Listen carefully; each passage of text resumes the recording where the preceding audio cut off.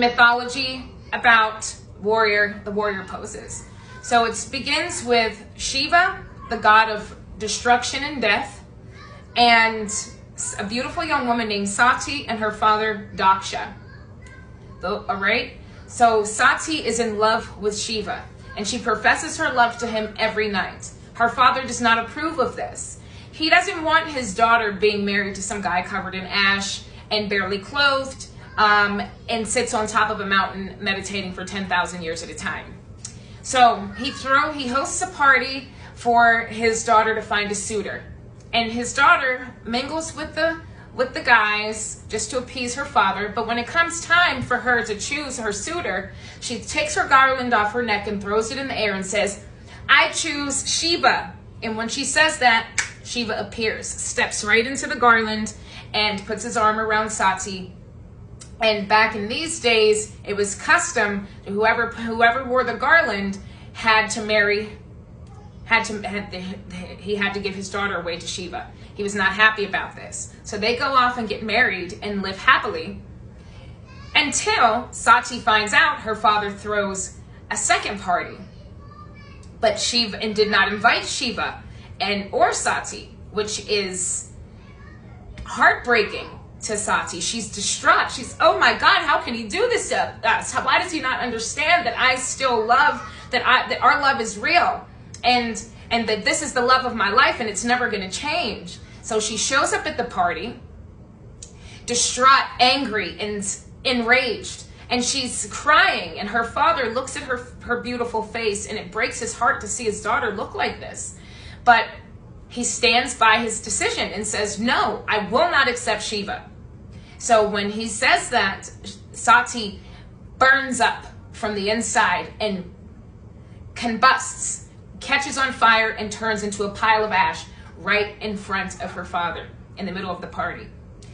Shiva, who's meditating on the top of Mount Kailash, his mountain, feels a ripple through the universe, and he knows something is wrong with his beloved.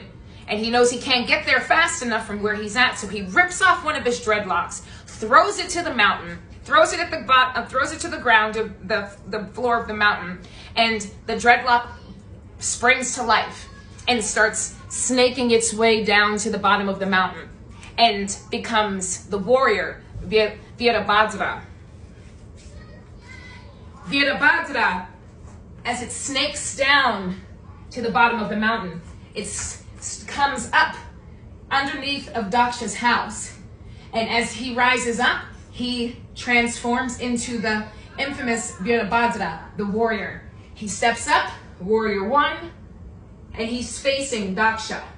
He steps his foot back, warrior two, and chops off Daksha's head with his sword. Daksha's now dead. He turns to warrior three to pick up Daksha's severed head, to stake it.